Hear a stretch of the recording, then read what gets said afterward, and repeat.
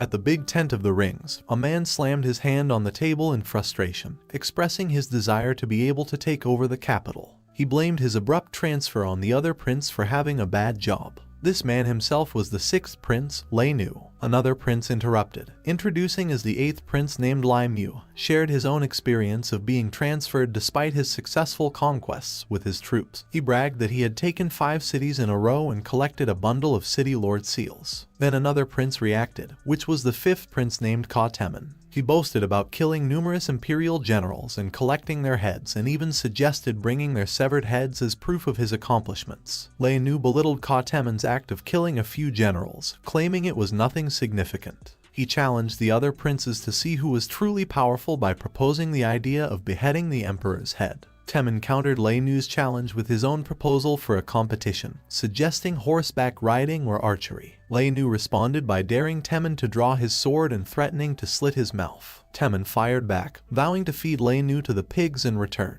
In the midst of their heated exchange, Jin Wendao observed the quarrel among the princes with a sense of depression. He found their bickering annoying and covered his ears in irritation. Jin Wendao's thoughts reflected on his own situation, acknowledging that Kai Mei was dead and he had lost the battle. He also lost hope of winning the race for the throne as he no longer mattered to it. Suddenly, another prince named Jiabu calmed the argument between the other princes. He suggested that they should stop bickering and work together to achieve their father's goals. Jiabu then inquired if they had any idea on how to capture Toad Village. The room fell into silence in response to Prince Jiabu's question. To his surprise at the lack of response, he questioned whether it wasn't as easy to capture. Temen then spoke up, mentioning that Jin Wendao had once fought against Toad Village, despite being carried back. He emphasized that they should take advantage of Jin Wendao's experience. Lei Nu expressed his concerns about Cheng Dale, describing him as an extremely cunning person. He also mentioned rumors about Cheng Dale's ability to summon thunder and how this thunder had scared Jin Wendao's men, leading to their loss. Jin Wendao dismissed the idea of lightning spells, asserting that it was actually gunpowder. Jiabu then stated that perhaps Jin Wendao was only focused on attacking the front gate, raising the question of whether they should consider attacking the cliffs on either side. But Jin Wendao explained that the cliffs were over 100 feet high and not suitable for climbing, and his soldiers were not good at climbing over a wall. Jin Wendao argued that crossing the cliffs was not feasible, even for hundreds of people, and it would likely lead to death. He suggested that their only option now was to attack Toad Village with force. Jiabu agreed, confident that their overwhelming numbers would ensure victory without the need for tricks. With determination, Jiabu suggested fighting it out by slamming his hand on the table. Back in Toad Village, inside Toad Village, Cheng Dale and Shenji were talking. Shenji pointed out the fertile soil and mentioned that it was the time of year to plant the seeds for a good life only through self-cultivation. However, Cheng Dale expressed his concerns about the Ring tribe's invasion, which had disrupted their peaceful way of life and made it difficult to farm or even defend the village for much longer. Acknowledging the 100,000 armies of the Ring, Cheng Dale mentioned the matter of time before the city collapsed. They had to make early preparations to survive. Shenji inquired if he had a plan, to which Cheng Dale responded that they couldn't hold out for much longer and that he felt frustrated about the situation. Shenji sought questions about their escape route, mentioning that besides the city gate, there were no other mountain roads. Cheng Dale explained, stating that they didn't need to worry about breaking out through the city gate. Instead, they planned to dig a mountain path in the valley, providing them with an escape route. They would fight if they could win and retreat if they could not. Suddenly, their conversation was abruptly interrupted by the sound of their drums, alerting them that the ringers were attacking. Shenji commented that the ringer was advancing toward them again. Cheng Dale ordered everyone to go on top of the wall. As they hurriedly positioned themselves, Shenji once again asked Cheng Dale if they could hold off the ringers, but he only replied that they should wait and watch. 100,000 ringers were ready for war, which was revealed as the mist slowly cleared. A warrior villager urged everyone to get ready. The villagers used drums to signal readiness. With a roaring command, Jiabu led his army to attack, launching trebuchets and rocks toward Toad Village while other ringers attacked below. While in Toad Village, Juyu ordered the use of the latest steel pan bombs, intending to give the ringers a taste of it. Steel pan was made by blacksmith Juyu, the outer layer was made of iron, and the inner part was filled with gunpowder, iron nails, and stones. The ringers screamed in pain as they were struck by the impact of the bombs, and Cheng Dale gained fear points rapidly due to their latest weapon. Amidst the chaos and fear that engulfed the ringers, Cheng Dale relentlessly exchanged gunpowder with the system. The system expressed its gratitude for his support as she showed a smile. In front of the city gate of Toad Village, there was a triangular open space that could not accommodate 100,000 soldiers, but at most a few thousand people in each attack. After the indiscriminate bombardment, this open space became a meat grinder for slaughter. When the city walls finally began to tatter, the rings were the first to endure heavy losses. After leaving behind several thousand corpses, they decided to retreat. In the ringers' camp, all the princes were stagnant as they huddled, weighed down by their losses. With a hint of amusement, Jin Wendao said to himself that now his brothers knew the powers of Toad Village while maintaining a nonchalant expression. He added that his brother did not underestimate him and laughed at him. Jiabu then broke the silence as he asked about the gunpowder supply in Toad Village, wondering as he had never seen a shortage of it, questioning the possibility that the mountain might have been full of gunpowder. Expressing his concerns that the number of victims would have been high if they continued to fight, he then asked his brothers for advice. Lei Nu suggested an alternative strategy if the direct attack seemed impossible. He proposed sending troops to infiltrate the village from the top and break through them from the inside. However, Jiabu opposed Lei Nu's plan, pointing out that the mountaintop was too steep and sending a small group of troops would likely have resulted in certain death. Mu suggested a plan to throw a few corpses into the valley river to infect them with the plague, causing the city to collapse on its own. Disagreeing with Mu's plan, Temin mentioned that they were still in the slipstream and the plague could have spread to them. He then voiced his idea to corner the Toad Village for half a year until they ran out of food, causing the city to collapse naturally. Mu expressed concerns about the time constraints and the uncertainty of the city's survival. He worried that their forces would have run out of food before them. Another suggestion was added, suggesting the use of fire and asking that they attack with fire.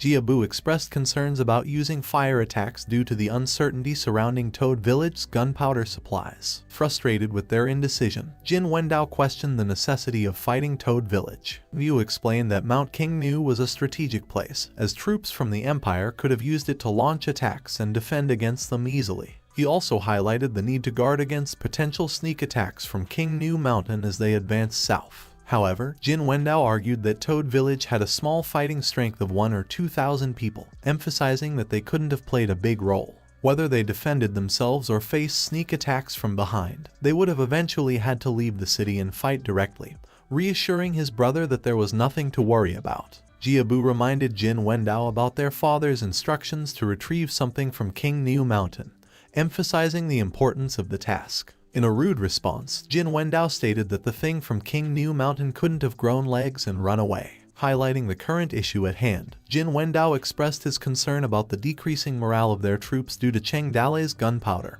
and the spreading of rumors. Jin Wendao proposed a strategic shift, suggesting that they should head south and take over other cities, to break the spirit of those who wanted to send troops to support Qingnu Mountain. He believed this would help boost the morale of their soldiers and prepare them for future battles. He laid out his plan to conquer other cities first before focusing their efforts on Toad Village. He expressed a desire to capture Cheng Dale and display his head on a flagpole. Jin Wendao desired to show the world that the warriors of the rings were unrivaled in the world. With shock on their faces, the princes seemed to find Jin Wendao's plan realistic. Jiabu acknowledged Jin Wendao's strategy and decided that they would move their forces out of the camp the following day and head south. Meanwhile, a spy observing Toad Village from afar noticed that the rings had retreated. He urgently instructed his companion to relay the message. The spy swiftly spread the news to various cities, including Yuzhou City, T City, Qixia City, and Bijan City. In Bijan City, a person was curious how Toad Village managed to defend themselves for 2 months, wondering whether Toad Village was too good or the Ring tribe was too bad. In Qingzhou, a chief named Wang Yufeng pondered the idea that the rings might not be as powerful today as they were 30 years ago. While in Yuzhou City, Lai Shanyan discussed the situation with Longting. Lai Shanyan reported to Longting that Toad Village had successfully defended itself for 2 months against the Ring's army, causing the attackers to suffer heavy losses. Longting expressed his surprise, admitting that he had underestimated them. Lai Shanyan suggested that the rings might be weakened due to the drought and that it could be an opportunity to launch a major attack and potentially destroy the ring. However, Longting advised caution, suggesting they observe, as they were dealing with the formidable Ring tribe. He believed that the mountain bandits of Toad Village could continue to exhaust them, to which Lai Shanyan agreed. Before they could continue, a soldier rushed in with an urgent report, stating that something bad had happened. Meanwhile, in Tianyi City, Bo Shan planned to return to Fallen Leaf City, and he was in a hurry, loading everything onto a cart. The man suggested that he should stay longer, but Bo Shan declined the offer, explaining that he couldn't stay anymore. A sense of frustration, Bo Shan cursed the man in his thoughts, wearing a fake smile outside as he realized that staying longer there would suck all of his assets. He decided to return to Fallen Leaf City and send supplies and soldiers to King New Mountain, allowing him to relax in peace. In this exchange, the man expressed a willingness to accompany Bo Shan to the door and playfully mentioned their liking for a sword. Bo Shan initially responded with an apologetic and somewhat embarrassed tone, admitting he had lost the sword a long time ago. The man seemed disappointed upon hearing that the sword was lost, expressing pity. Suddenly, a soldier delivered news to Bo Shan that caused Bo Shan to sweat and display a worried expression, indicating that the news was unsettling. With a ridiculed expression, Bo Shan called the man and stopped them from leaving, shouting that the swords had been found. Back in Toad Village, a warrior informed Cheng Dale that the ringers were retreating, and the villagers expressed surprise at the sudden retreat. However, Cheng Dale remained cautious and thoughtfully commented that he expected the ringers to stay indefinitely. Fei Hu asked if they could retreat now, and Cheng Dale responded by noting that the ringers were leaving some of their forces behind to block their escape route. Fei Hu told Cheng Dale that the ringers were heading south. Cheng Dale suspected that the rings were preparing to attack Yuzhu before returning to clean them up. In his thoughts, Cheng Dale realized that the ringers' departure could bring suffering to the people of Yuzhu, leaving a trail of corpses everywhere. Cheng Dale told everyone that it was their chance to take a break and urged everyone to get ready. 80,000 ringers moved south to attack Fallen Leaf City first. The Fallen Leaf City was unguarded, and it was destroyed within one day. First, they attacked the city of Kisha. They stormed the city with refugees, destroyed the city, and slaughtered everyone. T-City was then attacked. T-City held fast to its defenses. 20,000 ringers trapped the city, declaring that those who surrendered would be spared, and if they did not surrender, the city would be destroyed. The remaining 60,000 people attacked Yuzhu City. Yang Longting personally took command on the battlefield and fought together with the soldiers, which significantly boosted their morale. When the Rings saw that Yuzhu City was a hard bone to chew, they turned their attention towards Bijin City. The soldiers of Bijin City fought hard to the death, and it stood unconquered for a long time. At that time, the chief of Qingzhou, Wen Yufeng, led a 50,000-man army to Yuzhu to drive out the barbarians and save the people. In the plains outside the city, he met the Rings and fought a bloody battle. The iron cavalry of the Rings scattered Wen Yufeng's army in a few rounds, killing and wounding countless people. He was stuck in the Valley of the Long Wind with 10,000 remnants of his troops. The Ring tribe surrounded them but did not kill them. Several of Wen Yufeng's sons led a large army to help, but against the Iron Horsemen of the Ring tribe, they could do nothing. The classic tactic of surrounding the place and slowing down the enemies ended up killing at least 100,000 Qingzhou soldiers. He risked his life to break out of the encirclement and fled back to Qingzhou with remnants of his army. At this point, the trapped T-City knew it was no match for them. The city lord went out to surrender and only begged the Ring tribe not to treat the people in the city too badly. The Ring stormed the city and slaughtered everyone. The 80,000-strong army of the Ring ranged for a month in the Yuzhu area, and the population of Yuzhu, which was 3 of 5 million, were reduced by half. People lived in great misery and there were corpses everywhere. At the back of Toad Village, Cheng Dale discussed the possibility of digging a tunnel in Toad Village with Shenji. But Shenji found that the rocks were too solid, suggesting the use of gunpowder. Cheng Dale opposed the idea of using gunpowder as the Ring tribe still had their eyes on them and could not take risks. Then he suggested that if they couldn't dig a path on the mountain, he thought about the possibility of going through the mountain, asking them if anyone on his people could climb. In response, Shenji stated that people in the mountains gathered medicine and sometimes climbed more dangerous places than that. Cheng Dale instructed them to send a few expert climbers to attempt the ascent and throw ropes down to create a passage through the mountain. He approached it with the idea that whoever they were, they would take care of it. Later on, some of the men of Cheng Dale immediately started to climb. Some men successfully climbed up to the mountain. After several days, several rope ladders were successfully built, allowing all the men to ascend and see their village below. Fei Hu assisted Cheng Dale after they climbed to the top of the mountain and casually addressed Cheng Dale while Cheng Dale told him that they would head over there. As the group was on top of the mountain, they looked towards their village, and Cheng Dale was silent for a bit as he gazed through it. Suddenly, Cheng Dale cursed in frustration, which caused Fei Hu to ask him about it. Cheng Dale responded that he now understood why the Ring tribe was so eager to haunt him. He then took a look back in the past to where the treasure map that he got from Huang Sanyuan was, and exclaimed that the terrain inside was exactly the same as the one in front of him. He added that the Ring tribe plundered the empire 30 years ago. Cheng Dale could not imagine how much gold, silver, and jewelry that the Ring tribe robbed, as the remaining treasures were hidden in their valley. He could even confirm the locations directly through his map.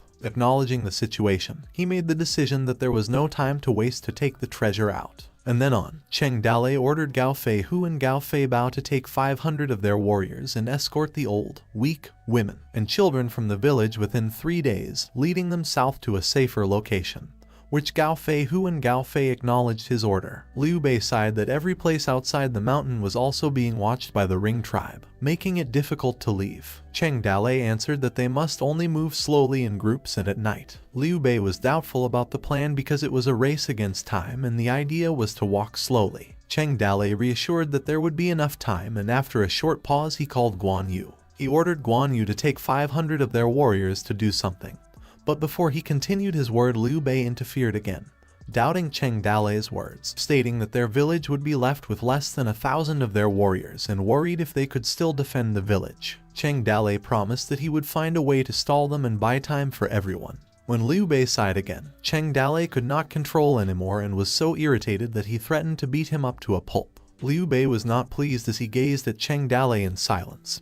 He then looked in another direction as he thought about the 100,000 Ring warriors and worried about how Cheng Dale held them alone. Soon after, a messenger reported that 100,000 Ring warriors had assembled outside their village, ready to attack. Worried, Fei Hu raised out his concern and approached Cheng Dale, telling him that the situation was irreversible. He shared an idea to bring as many people as they could. Despite the grim situation, Cheng Dale remained calm, mentioning that they had a retreat plan.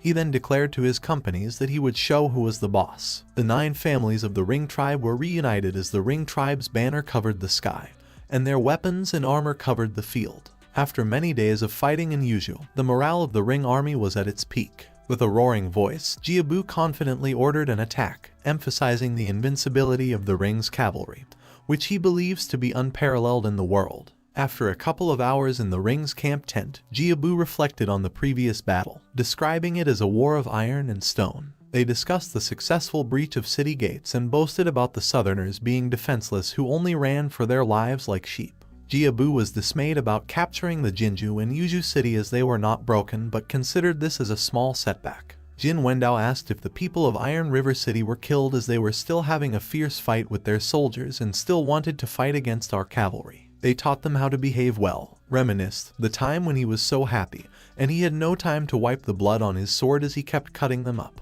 Temin added that no one could compete with their warriors on horseback. They then turned their attention to planning their attack on Toad Village the following day. Expressing his eagerness, Temin wanted to confront Cheng Dale, to charge them with their 100,000 soldiers, even putting aside the method they were planning about. Liu boasted that when their army rushed them, Cheng Dale became scared and wet his pants. Lei Nu promised to use the 9 methods to torture Cheng Dale once he caught him. With a smirk, Jin Wendao thought that tomorrow would be a bloody battle when they attacked the village. As he was about to continue, someone burst into the meeting, notifying that at the front of the Toad Village, a bonfire and drums were present. He was confused about what they were trying to do. At the Toad Village gate, a large bonfire was set high on the wall, and Cheng Dale stood there wearing his leafy outfit. He chanted a ritual, looking like he knew what he was doing, but in reality, he was just chanting some gibberish words that sounded like nonsensical words like Jilly-Gulu and Ababa. The ringers were puzzled about what Cheng Dale was up to. Some were predicting that it was because he could not protect the village anymore and decided to burn himself to death. Jiabu ordered to send some men over there to eavesdrop on the incantation Cheng Dale was chanting. Later, the man came back to report. He stated that they hid at the bottom of the gate and faintly heard him saying words about the boundless end of the world being his love and flowers bloomed at the foot of the Kinshin. Lei Nu was moved when he heard the magical melody, immediately concluding that it was indeed an incantation. Jiabu was left speechless as he heard the report. As he listened to the report, Jin Wendao realized that Cheng Dale was praying for the rain. Jiabu seconded the statement from Jin Wendao and acknowledged that Cheng Dale had that kind of ability. Jin Wendao was sure and witnessed him doing that incantation before. He was unsure if he could summon it again this time. Jiabu tried to remain vigilant about it and thought that Cheng Dale was only playing tricks on them. He asked the men not to be fooled and to leave a few people to keep an eye on Cheng Dale. Tomorrow morning, the plan to attack the village will remain unchanged, and this time they must break through Toad Village. The next day, right before dawn, Jiabu stated that they were about to face an imminent death, meaning death was near at hand. He added that no matter how many tricks Cheng Dale would play, it would not change anything. Jiabu gathered everyone's attention and alerted them to start moving. As they were about to start the attack, a heavy rain suddenly poured, forcing the attack to withdraw. The rainy season at King New Mountain had started. Back in Toad Village, Liu Zhai sobbed about her relationship with Cheng Dale. She thought about him being unable to come back to sleep recently and only ran to Su Ying's place every day. All that while she was packing her stuff up. She thought if she was not good enough, that would make Cheng Dale unhappy. Or was it about her age? She added that she recently asked those sisters who were older than her. Liu Zhai learned a lot from them, stating that she was still in the developing phase. She thought that every step was very important and she was still young compared to Sister Yin. She whispered to herself to be brave as she still had room for growing up. She thought that if she had known earlier, she would let Ma teach her the thing first, and she would have been able to take the initiative. But now she didn't have the chance. Liu Zhai snapped back to reality and asked herself what she was thinking about. She was still thinking about fighting for favor at this crucial moment of the war. She concluded that it would be much better to wait until the war was over and better think in a hurry and followed the retreating army. Meanwhile, Su Ying and Cheng Dale enjoyed each other's company amidst the rain. Su Ying asked Cheng Dale if he could really summon thunder and rain. She also asked if there were really immortals in the world. Cheng Dale answered that there might be one, and he knew her pretty well. Su Ying was curious what immortals looked like as she wanted to see one. Cheng Dale replied that there would be a chance in the future, and now they should enjoy themselves first. Su Ying told him to stop as the rain was going to stop and Xiaoda would hear it. Suddenly, the system beeped as Cheng Dale received many days of wind and rain. As the rainstorm continued, Cheng Dale received rewards from the system, while Cheng Dale responded to Su Ying that the rain wouldn't stop so soon. The system itself hovered above. As she controlled the weather, surrounded by lightning and smoke above, she looked below him. In the ring camp, chaos ensued as soldiers tried to manage the flooding caused by the heavy rain. One of them asked if they had finished digging, while the other's ringer shouted for help as the tent collapsed. Inside the prince's tent, Jiabu expressed concern about the continuous rain and its impact on the soldiers who would get bedsores. Lei Nu suggested ordering the troops to attack in the rain, but Mu opposed the idea, recounting a past experience where fighting in the rain proved ineffective. Mu described the difficulties they faced, including arrows falling short, horses struggling, and siege weapons failing due to the heavy rain. He also mentioned that the walls became slippery, making it easy for the enemy to ambush them. Some in the camp believed the rain was the result of the enemy's magic. Jin Wendao remained silent during the discussion, while Temin talked about his childhood as he heard an old man in their tribe say that only magic could defeat magic. They just had to match and break Cheng Dale's sorcery. Jiabu agreed with the idea and decided to summon the army's witch doctor. It was raining heavily at the campsite of the Ring tribe. Inside the tent, the Grand Prince Jiabu was sitting across the table with a cup in his hand and was saying that the boundless end of the world was his love. It got him thinking that sure enough it might have been a magic spell he unknowingly was affected by. Suddenly a voice emerged telling him the elder was there and who was invited to come in.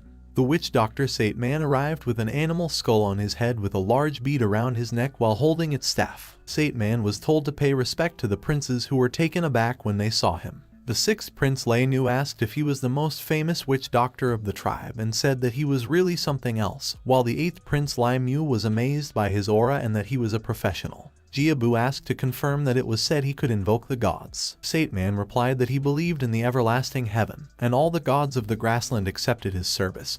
He did not know which of the noble princes was sick, so he could pray to the gods to drive away the brutal disease. Jiabu replied that they were not sick, which made Sate-man speechless and wondered why he was needed there if they were not sick. Jiabu asked next if he could summon the wind and Sate-man replied he thought so. He could summon wind and rain. Suddenly, he banged his hand on the table and said good before pointing his finger to Sate-man that his task was breaking the bandit's spell, which shocked him.